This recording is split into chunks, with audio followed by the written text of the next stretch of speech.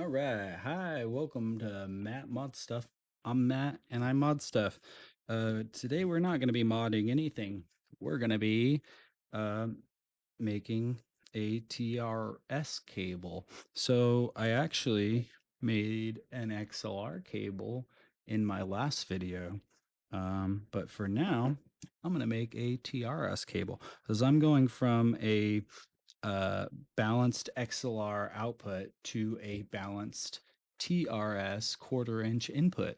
So if you want to watch my last video, I show you how to solder the XLR, but also how to prep starquad. So this is a pre-prepped piece of starquad. I'll give you the rundown real quick. You'll see this piece is a little short. This is our shield. Uh, it's already been tinned and heat shrunk. So I'm actually going to trim just a touch of this back. If you put your finger close to the snips, you can like kind of block whatever is getting cut off so it doesn't fly off somewhere else. So there we go. You can see these are also pre-tinned and ready to go into the little terminal, or whatever you want to call these. I call them terminals. Um, so this is a TRS connector. Let me change the focus. Okay, there we go. You can see this one's used. I took this off an old cable, whatever. You can do that. That's why it's great to be able to solder your own cables. Because if you have a few connectors, you can make any cable you want. I could turn this into a headphone jack, a line level headphone jack. If my something happens to my headphones and I'm screwed, I could solder on a new one. I could make a TS cable if I wanted, make instrument cables for my synthesizers or my guitar. There's a lot of options. So learn how to solder and make your own cables. So this is a Prep Starquad. It's got 4 conductors, but you combine 2 of them and they're twisted throughout the cable. They're shielded with a braid, which is here and untwisted so that we can access these. Really good for low interference. So we're just going to pop this puppy on. First thing though, is make sure you put on this piece first, because otherwise you have to resolder everything or hope that you didn't solder the other side of the cable. But that sucks too, because you have to pull it on, and this one is soldered. So we're screwed if we don't put this on. Cool. So there's 2 other parts. This is like a clamp of some kind that basically goes in here and keeps the cable from pulling on the actual terminals. So you don't have to put this on just yet, but whatever, we'll leave it. And then we have the kind of shield, or this basically connects to the ring. So this is grounded, I think. And it screws on like that. But first, we need to look at the jack. So we have our tip, ring, and sleeve. That's why it's called a TRS, tip, ring, and sleeve. So these aren't indicated in any way on here. You just have to know. You can look up the manufacturer and it'll tell you what the it pinout is called. If you're never sure what something is, how something is soldered, look up pinout. That's what you want. So you'll see this is basically the entire shielded section. So we want to make sure none of these are touching. So this big blob will get melted and hopefully have plenty of distance there. It clears it. So then you can actually make this one. We're going to use this as our lead. We could make this a little bit shorter, but it doesn't really matter at the end of the day. I'll show you why. So I got a special little trick, a twist, you might say. So we're going to do this. I do this a little different than I think intended. There's a loop on this top one. I never use it.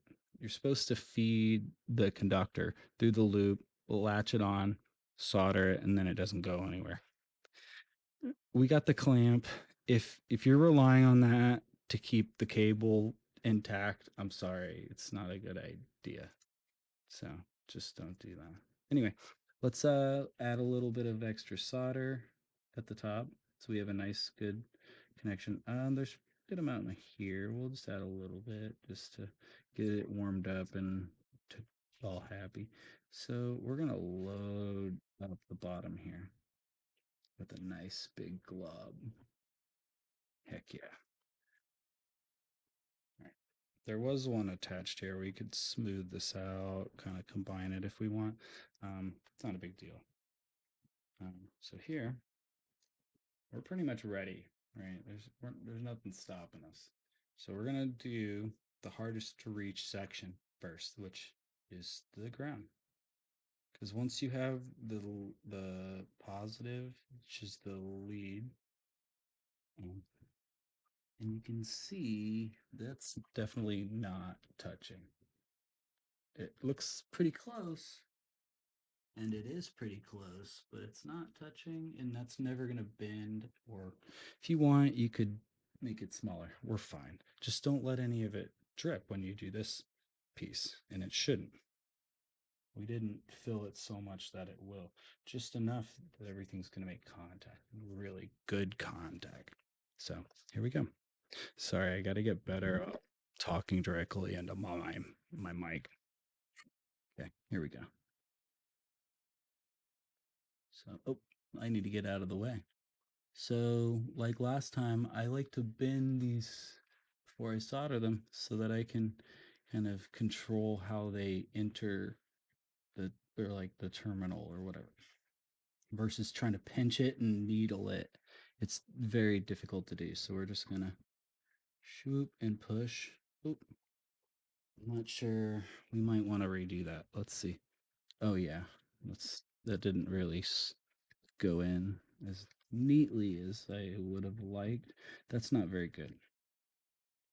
I wouldn't call that great. Let's show you what I mean. Yeah, see, let's pull this back up. We're going to do that again. See, it was like an angle. It was weird. Let's straighten this out and make sure we get a good angle on press into it. We all make mistakes. It's just about making sure you get it right the last. So it's just,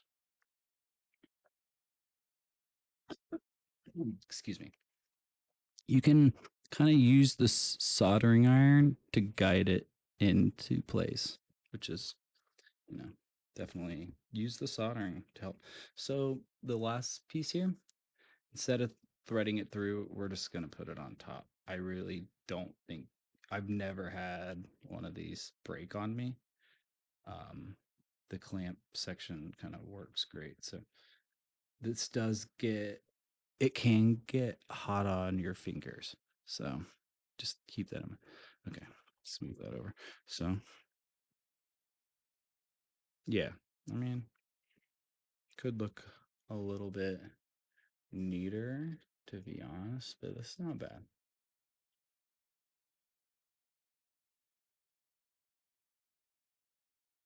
I'm fine with that. The main thing is that they can't touch. And you could slide some of the heat shrink up a little bit. That's just fine. Yeah. So that's how you do it. So this piece, this shield piece, comes on like that. Keeps everything from touching uh, the ring section or like the shield. I guess that's not the shield, but it's whatever you want to call it. I don't know. So twist that on. There we go. That's our. Oops, sorry. Let me change the focus. Yeah, that's our TRS. So TRS to XLR. So when you're doing this,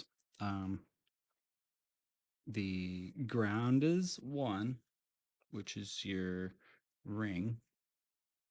The tip is 2. Oh, I'm sorry. Ring is ring is 3.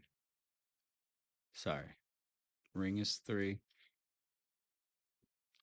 Tip is 2. Shield S is ground, which is 1.